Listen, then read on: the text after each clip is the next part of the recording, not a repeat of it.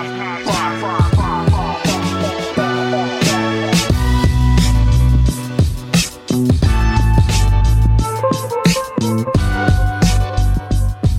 start to understand the type forms a lot better just by drawing them.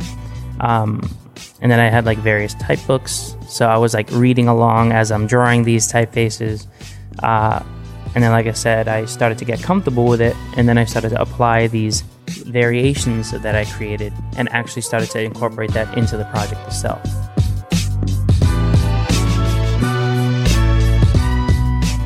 Welcome to Works in Process, a series of conversations where I talk to creative individuals about their latest projects.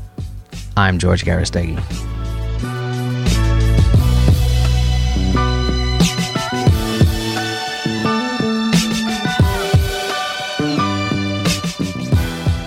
This episode's guest is David Soto. David's a native New Yorker, a student that I mentored while he was in high school, and a fashions graphic designer at an apparel company. We'll get into that pretty quickly, but today's focus is how he built his Instagram following and how he uses that to increase his typographic skills and get more freelance gigs. So enough about me. Let's get into our conversation. Not that we need to get more comfortable because we've known each other for so long, but I think this is sort of fun. I'm going to ask you a series of this or that questions, and we're also going to do some word association. Okay. Is that cool? Cool, yeah. I definitely need some loosening up. Really quickly, coffee or tea? Coffee. Toast or bagel? Bagel. Rock or hip-hop? Hip-hop. Beatles or the Rolling Stones? Beatles. Biggie or Tupac? Biggie. Beer or wine? Wine. All important questions, right? Very important questions. Okay, so now, word association. What do you think instantly when I say these words? All right. Creativity. Art. Design. Crafted. Art. Painting. Business. Money. Failure. Sad. Clients. Money. That you said I'm being honest. No, that's mistakes. I couldn't think of one fast enough. We'll skip that one. Tools. A hammer. Skills. Design. Opportunity. Growth. Future. Career. Risk. Succeed. And last but not least, process. Drawing. See, that was painful, right? Yeah, that was painful. No, come on. That wasn't too bad. No, that was good. That was good. So there's probably going to be a lot of people that don't know who you are. So I want to start off a little bit with an origin story. Give us a little bit about your schooling, the jobs, a quick rise in the ranks of why, we're probably talking to you today. So take us on a little journey to get us to about now. Okay. I think like every designer, my story starts out, drawing and copying comic books as a kid. I wanted to go to the same art high school as my father, or rather, he wanted to go to this particular art school. So I went to art and design high school in Manhattan here. After I went to Fashion Institute of Technology for communication design. And then while going to college, I was able to get a freelance job, actually at the company that I'm working at the moment, and I've been there for ever since. So that was like 2005. So I guess my resume is not as long as many other graphic designers, but that actually drove me to pursue a lot of other projects outside of my full-time gig. So we've known each other for a long time. Yeah. I've known you probably 15 years, Yes. right? And you're not old. Which is insane. I've known you at least half your life. Yes. I was a mentor at the AIGA. You, like you said, were a student at Art and Design High School, and somehow we got paired up, and really the rest is kind of all history. Yeah. I remember that day like if it was yesterday, man. I remember having to put together the puzzle pieces in that huge room, and I remember looking around at the sea of people and you were the only like floating Yankees cap I wasn't I? in the entire like space. It was awesome. Yeah, it was crazy because everybody's all buttoned up and like slick hair and like button down and dress pants and shoes. And then here comes this dude with a Yankee cap on, I'm meeting high school students. Yeah, I know. But I mean, I think you were the only one that actually thought that, you know what I mean? Like everybody was kind of like put together, and put together in a sense like that, like if they're going to a job interview and you were like, just chilling. As soon as I saw you, I was like, this guy is dope. That's good to know. Yeah. Yeah, and we did that for officially for 3 years, right? Until you graduated. Mm-hmm. Yep. And then you went down to Florida. Yep. For a little bit. Yeah, which I skipped in the in my little like, It's okay, but you didn't like Florida.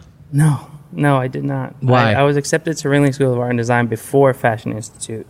I moved out there with my parents to just basically pursue illustration.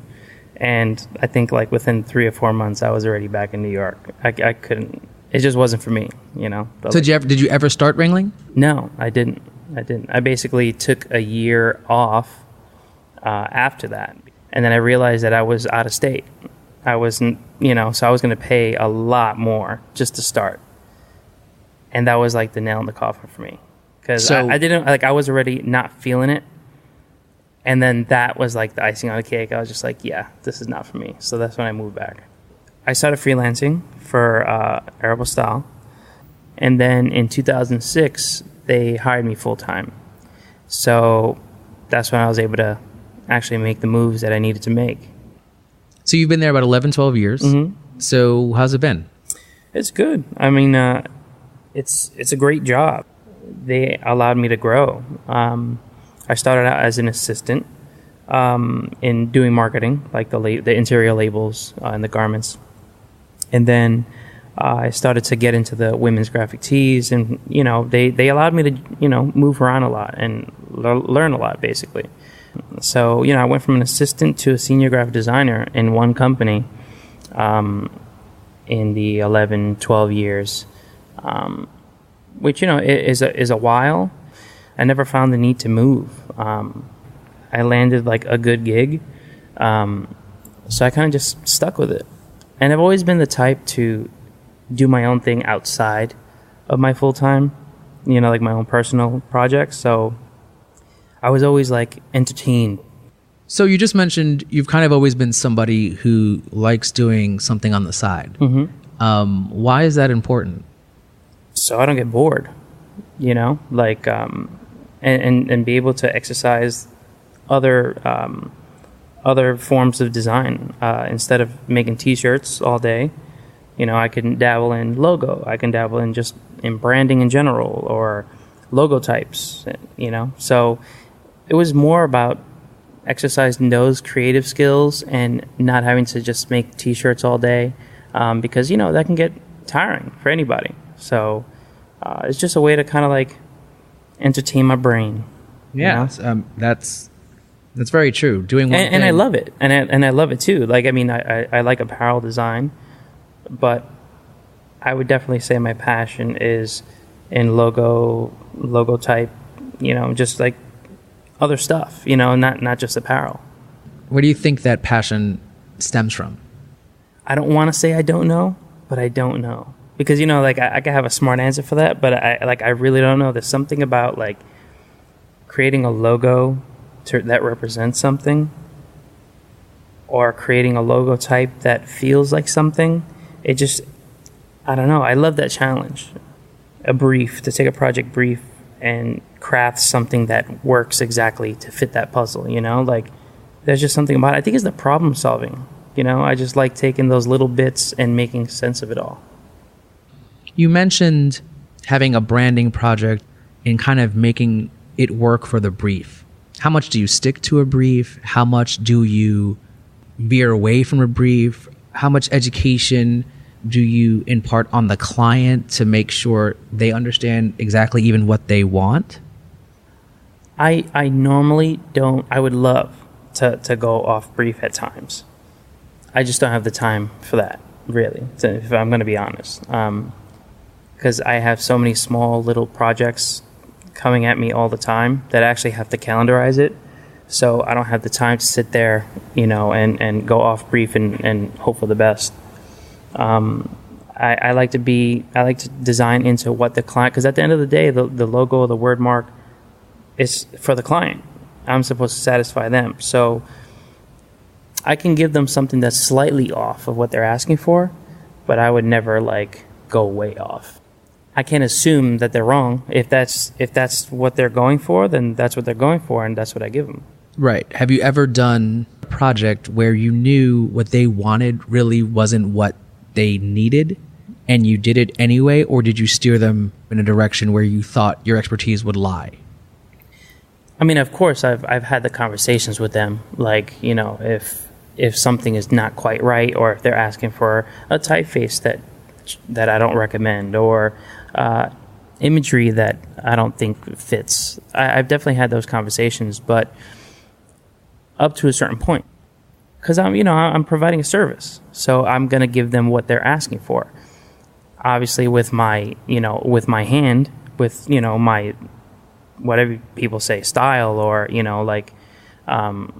using my thought process or whatever, but I have to give them what they're asking for, and that'll allow me to gain a client, possibly a better relationship with that client, as opposed to me being hard-headed and convincing them otherwise. They might not like that experience, and then they won't come to me for the second logo. So, yeah.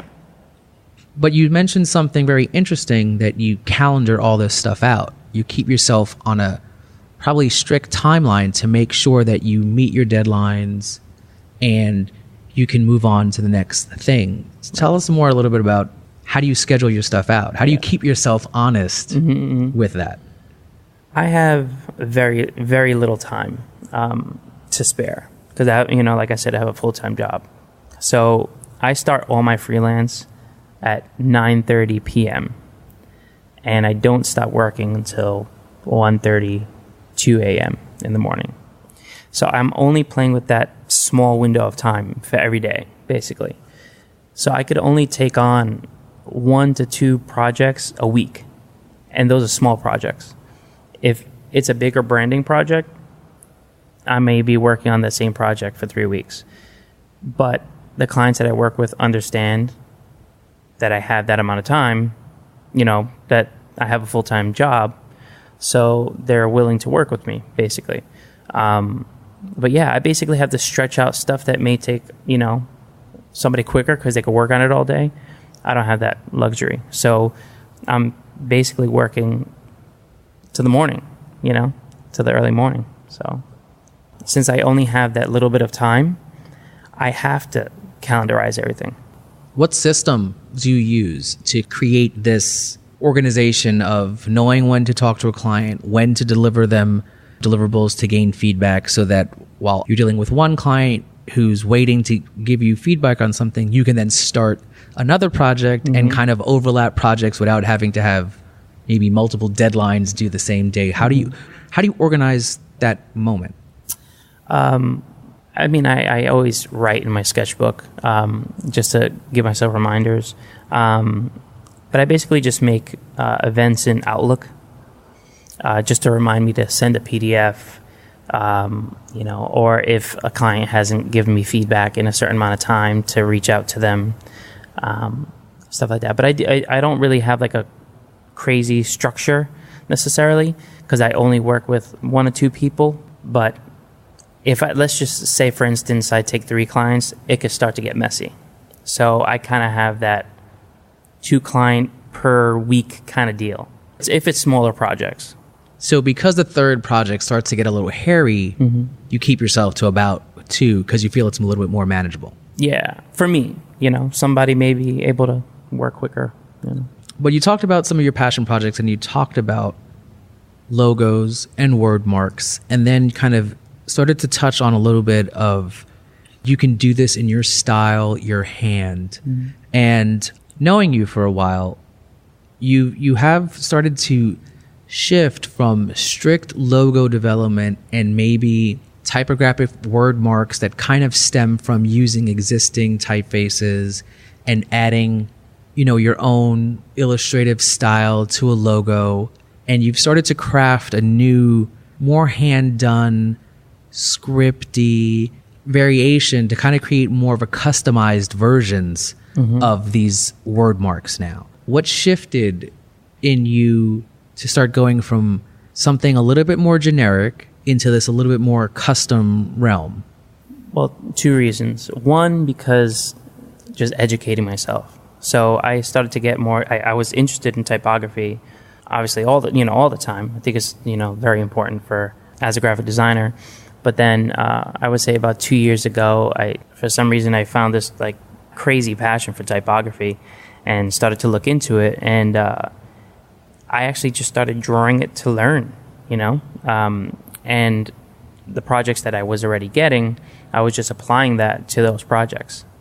So I was hand drawing all my letter forms. So I would still sketch it, even if it was, a planned typeface from the start. I would still draw it, and then it evolved from there. I started to get more comfortable with the idea of hand drawing my own typefaces, and then I started to apply that to the project itself. Why, if you're going to do an existing typeface, would you go through the exercise of hand drawing it anyway? Well, in the beginning, it was more of an exercise just to train myself, just to understand why certain letter forms are the way they are. That's basically as simple as I could put it. After you start drawing it, you understand why when you draw cap M, why the second, stem is the thicker stem. And you know what I mean? Like, you start to understand the type forms a lot better just by drawing them. And then I had like various type books. So I was like reading along as I'm drawing these typefaces. And then, like I said, I started to get comfortable with it. And then I started to apply these variations that I created and actually started to incorporate that into the project itself. I don't know, there was like a certain level of confidence that I needed to gain before I started to do that. Because you were re-educating yourself with type, with what's existing, to start understanding how the stems and the bowls and all these other typographic attributes start to really play in your designs, and maybe starting to use that to your advantage. Yeah. I mean, it's kind of, I can relate it to like illustrators where, you need to know the anatomy before you can kind of warp the anatomy, It's that same mentality, I guess. It's like I needed to understand the type forms and the way that the basic forms of each letter. Once I found that passion for typography, I kind of like went deeper than what I even learned in school.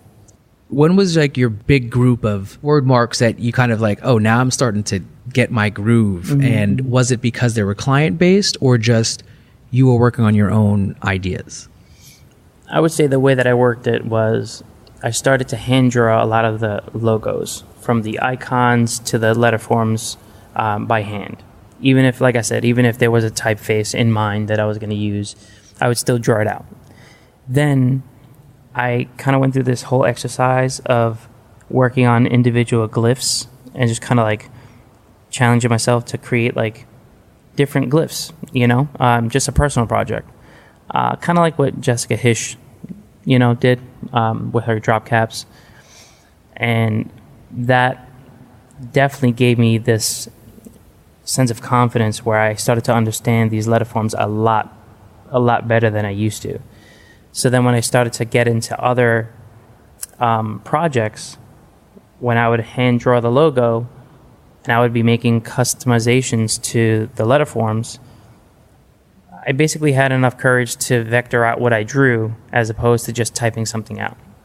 And that's why I think, I forgot the word you used, but you said, it wasn't default that you used. What was the generic? Word? Generic. I think that's what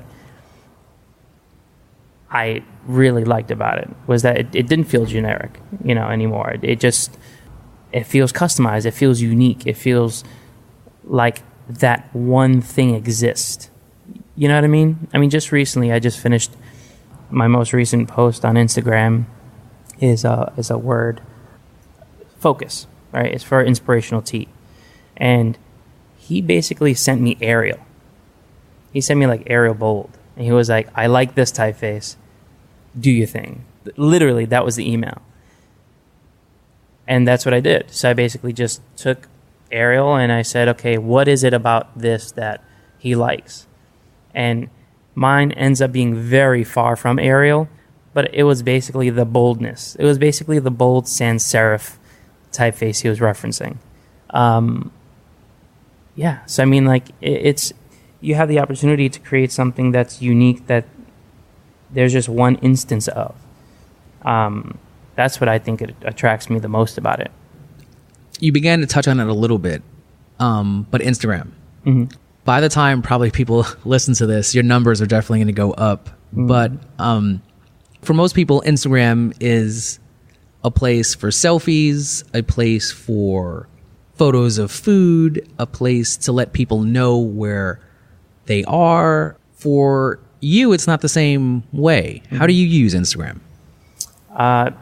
It's basically my second portfolio. I've gotten more work using my Instagram portfolio than I have used my, that I have gotten with my real portfolio. Like with my put together, all my branding projects. Like Instagram has got me way more work, and I think it's because I'm able to share my process. So the same way that you can stand in a mirror and take a snapshot of yourself getting dressed, and hashtagging it YOLO or whatever the hell they do. I don't even know if that's even they're using that word anymore. But instead of that, my version of that is the sketch, and then it's the refined sketch, and then it's the sketch on my screen with demonstrating where I'm placing my vector points, and then from there it's the final vector image. So for me, it was about sharing my process and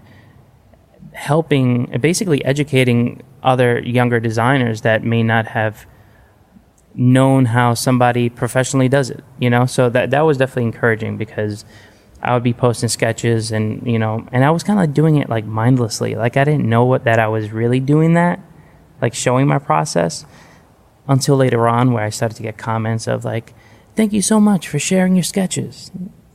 And then I started to realize, oh shit, sorry. I'm like, oh man, these people are actually liking to see where the idea is coming from, as opposed to just seeing the final product.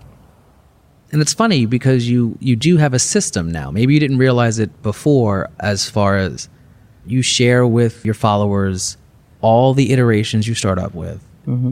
Mm-hmm. You kind of have a flow of, like you mentioned, your sketch, and then maybe some refinements, and then a vectorized version showing your vector points, and then kind of a nice stylized vector version to kind of show mm-hmm. the final product. Mm-hmm. Is that something you thought about, or something that just naturally happened? It wasn't well thought out in the beginning, but I definitely know my system now, especially after all the feedback. Basically, just whenever I had something, I would post it. So there was no particular time frame. I think with Instagram, you kind of have this balancing act. It's you want to post at the right time. You want to have enough content. And then at the same time, I started to notice that when I did post sketches, people were really appreciating the sketches. So kind of all those different variables kind of basically created its own system. Now I have the like you said, the rough sketches and little doodles and kind of my brainstorm session. From that, I have the sketching a bit more, but now it's kind of you can see where I'm going with it. And then the next one is refining one of my favorites. And then I kind of move on from there. It's I'm working on one project, and I'm able to extract a bunch of content from that one project. And it's serving as a marketing tool. So once I started to notice that I was getting a lot more jobs from Instagram, I that the system was definitely affected, because it was like, how many images can I share without forcing it? Like still like still my normal process, but how many images can I extract from my process and share to obviously to help people, educate people, show my process. It's just fun to learn like other people's processes. If they're like, hey, I do that too, like I sketch that way too, or I don't do it that way, or I do it on the iPad or whatever.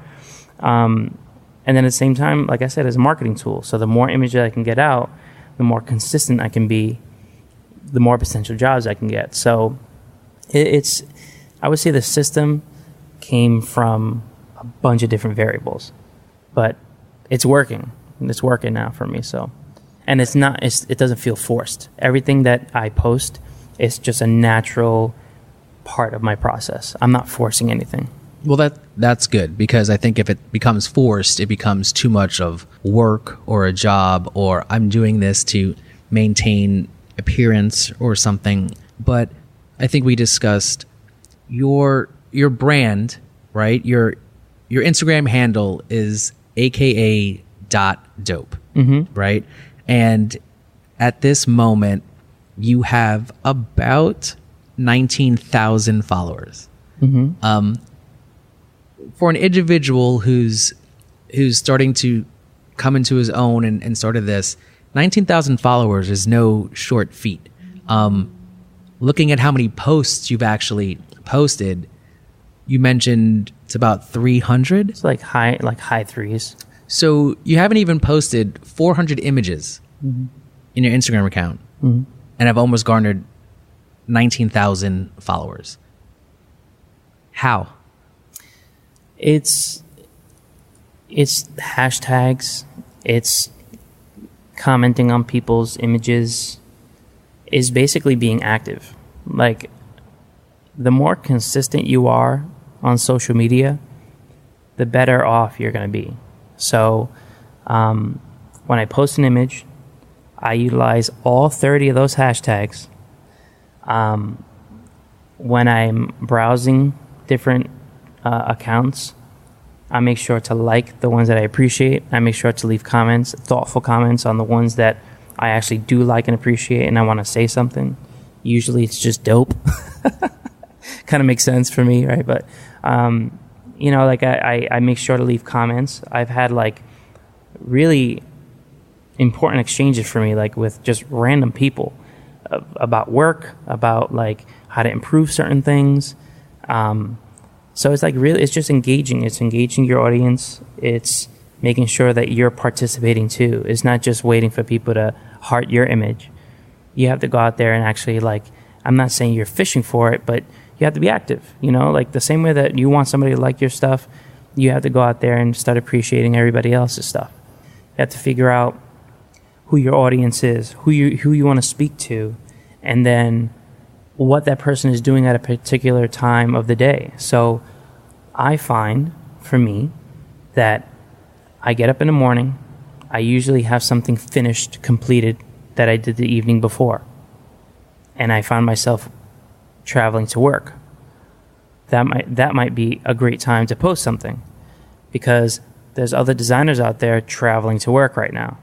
That's kind of like how I was thinking about it. There's no other science behind it. It's really like people are on the train right now, right? And then I post in the morning, and by the time I get to the job, I have I have a bunch of people that already engaged with the post. So something is correct about that. I don't know. So let's say on your way to work, you post something finished. What's your average engagement like after that? I like 150. 150 likes? Like 150, 200, yeah. So about 150 to 200 likes in about an hour from when you posted this new work from the night before. That's not too shabby. But I kind of found my window, because I can post the same thing at a different time and it's not as good. I kind of thought in the perspective of someone else that, that was a designer that would be interested in my work. And I said to myself, well, I'm going to work right now, so somebody's traveling to work right now. So then I posted in the morning, and it just so happened to work for me. So, I know there's apps that, they'll tell you the percentage of every day, and I'm definitely getting into that now because it's starting to become a lot more serious for me.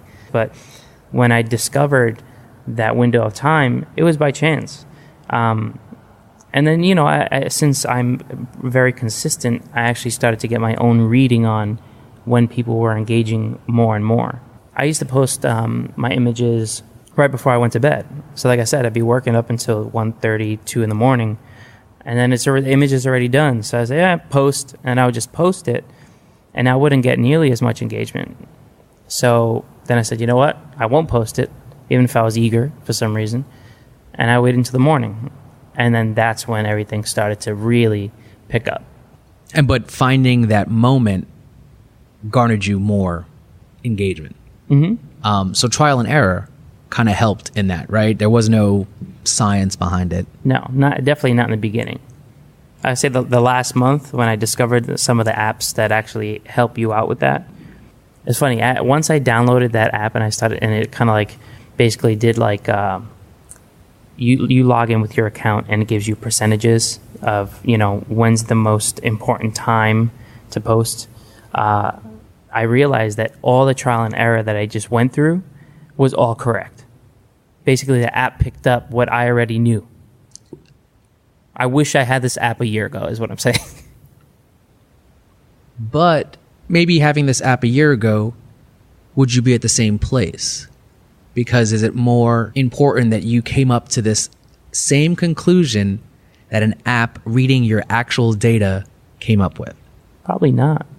Just based off the fact that it's not as natural. Because I was just posting whenever I felt like posting.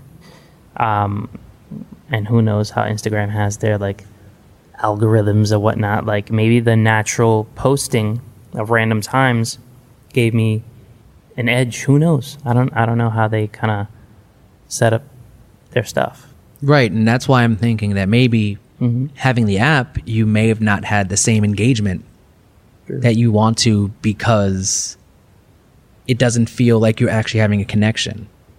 Yeah, it's hard. It's like it's important to have a system. Like now I see it's very important to have a system. Your usual times that you post, the highest engagement times, but there's definitely a level of keeping it as natural as possible. So, even if I know that I post at 9:30, that's my highest engagement, let's say. If I wake up at 7:30 and I'm just going to post in the morning, I'll post in the morning. I don't necessarily stick exactly to the times, but I definitely know the times, So I'm definitely aware. So, basically, it's not like we can claim one project you're working on because at any given time you're having multiple clients during a week, having other times where your clients are crossing over, you're doing other things, you're ending one, starting a new one, continuing, right? So there is no we can't say that there's like a project that you're working on.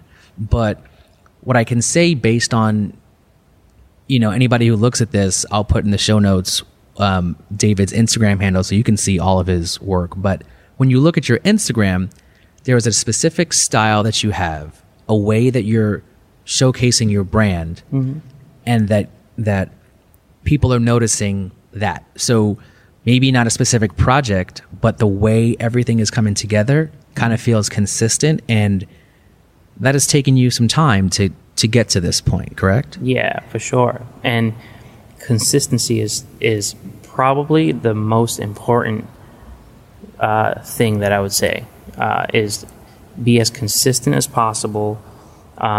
Visually, the way that you speak to people, it's important because you're building a brand, and you want to make sure that they follow you because they like your work, which means they want to see similar work.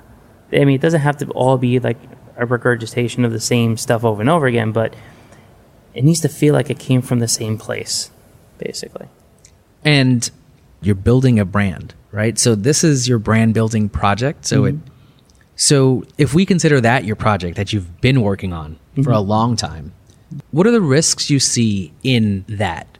Are there negatives? Not necessarily, because You mean in regards to like just building my Instagram? I would say building your Instagram, building a brand that people want to follow. You're talking about consistency. You're talking about all these things that help get you to this point so far.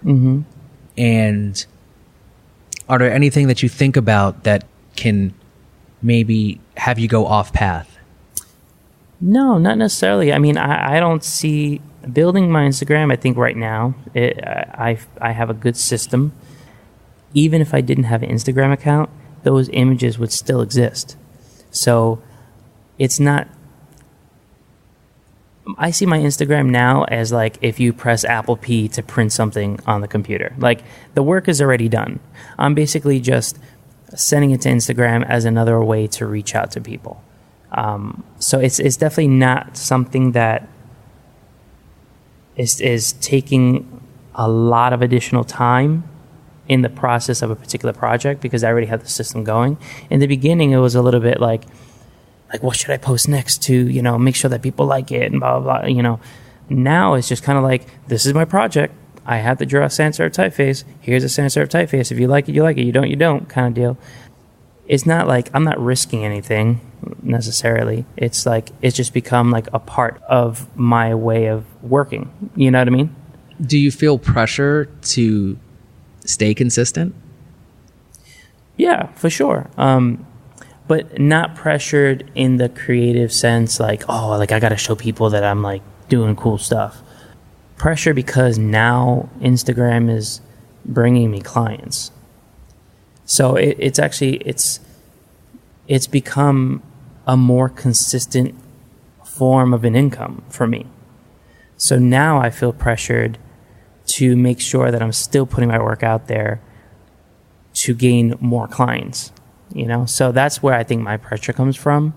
I'm always working on stuff, even if I'm not getting paid for it. So I don't feel the pressure of generating content because I'm always working on something.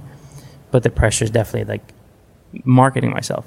So for somebody starting out, right, how important is it, because this is, like you said, another type of portfolio where you're showing more process-driven stuff along with some final versions?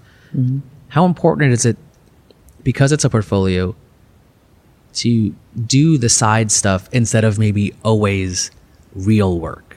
Right. It's important to me just because it gives me a reason to design. I mean, I've always looked for a reason to do something, and it's definitely a motivator to know that your kind of like nonsense work that you're just entertaining yourself with has a place to live. And when you work on something that you're passionate about, typically those projects end up being more, obviously it's in your hand. And a lot of times they come out great because you're passionate about it. It's something that you're really interested in. So I'm always working on other stuff. So I'm always going to incorporate that. So we've kind of touched on this probably, but do you think your process is more analog or digital? Now in these days, after my iPad Pro purchase, it's been digital. But it's hard to say because most of the ideation is during my commute to and from work, and that's analog. That's me sketching by hand because I don't dare bring my iPad on a train. Smart. Yeah. So I mean, it's definitely a blend of both worlds, but I would have to say digital, just because the truth is once I get my idea down, I'm drawing on my iPad. Is there anything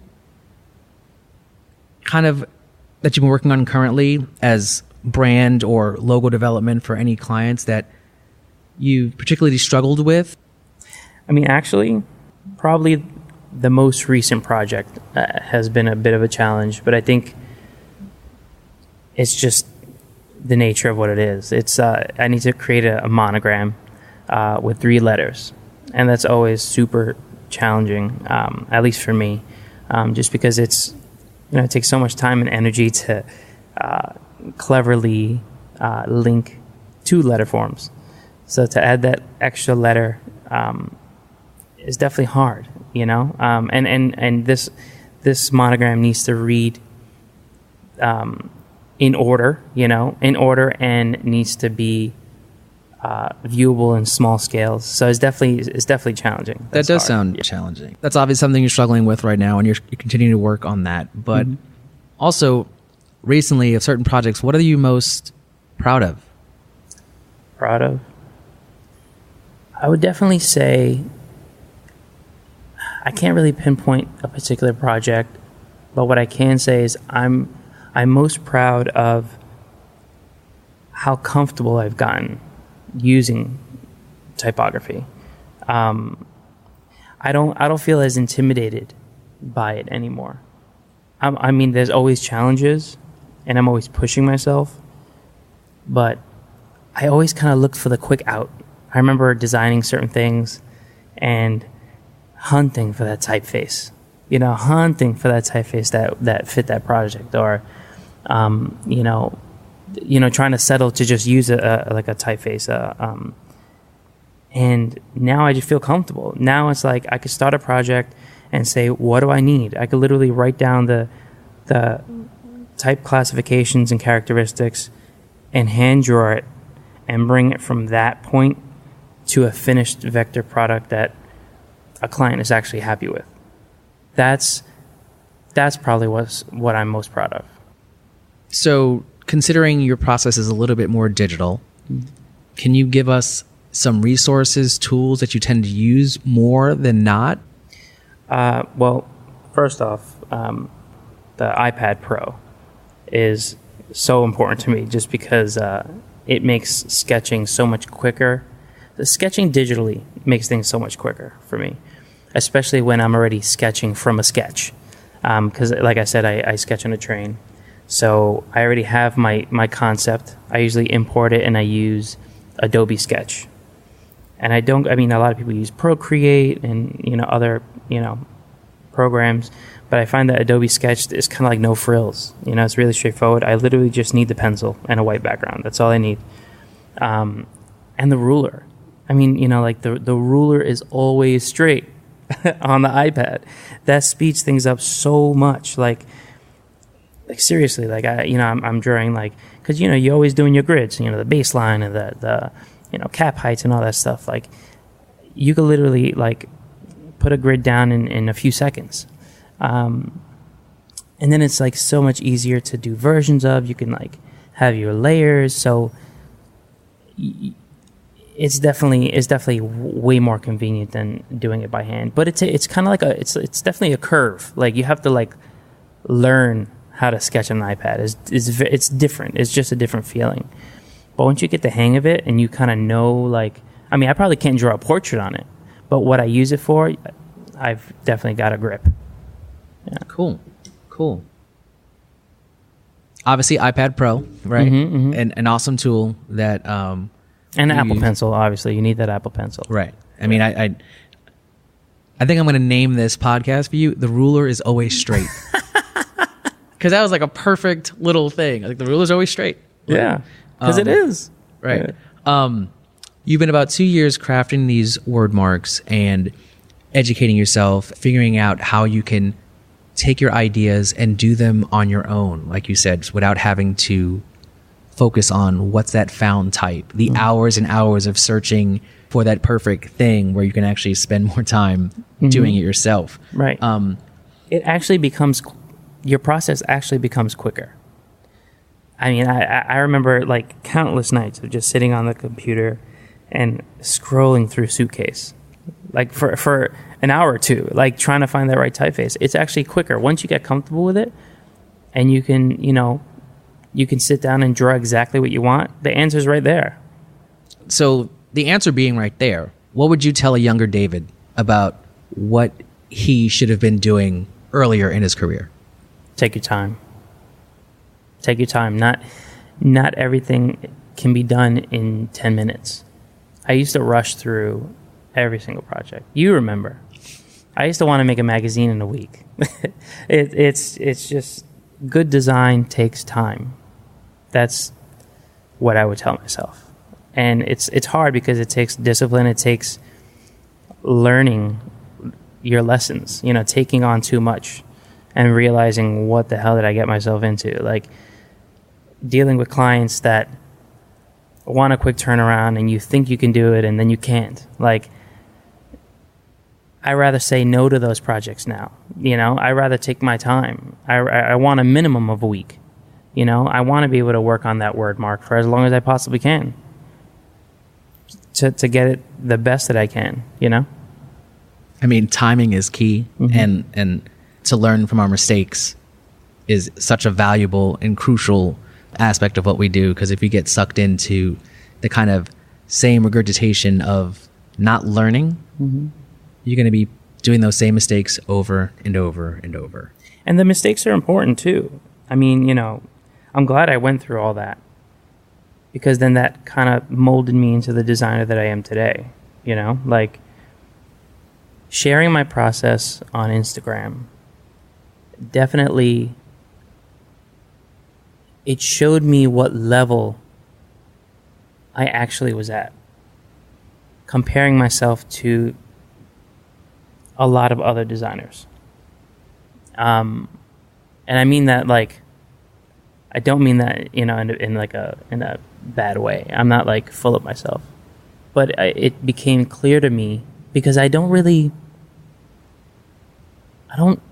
compete against anybody, like I'm my biggest critic. And like most of us as designers, like we're in a dark room by ourselves and we're just like working along, just chugging along. Like a lot of times, I mean, I work by myself, so I have nobody there to be over my shoulder and tell me if something's good or bad. I'm basically comparing my most recent project with the one I just did previously, and making sure that I stay at that level or better. And being more exposed to other designers helped me understand what level I was at. Not saying I'm great, I'm not saying I'm bad, I'm just saying it kind of gave me a good sense of where I am and where I need to be.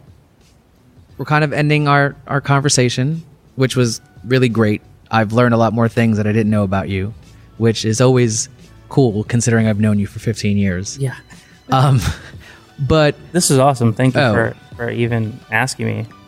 No, thank you. I mean, I really appreciate this conversation. Like I said, I always learn more stuff when we hang out and chat. So just because it's on tape doesn't make it any different. Yeah. It took some time to get used to the microphone, but this was fun. This was cool, man. No, thank you. Thank you for being on Works in Process. And until next time. Word up.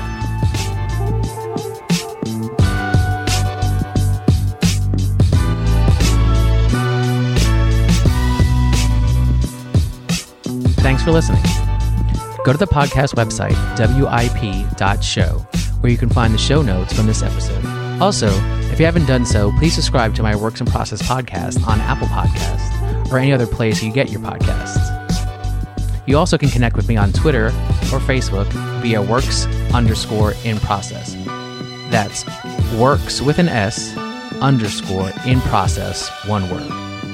And you can find behind-the-scene pics on Instagram by searching the hashtag works_in process. Thanks again, and until next time, follow your gut and trust in the process.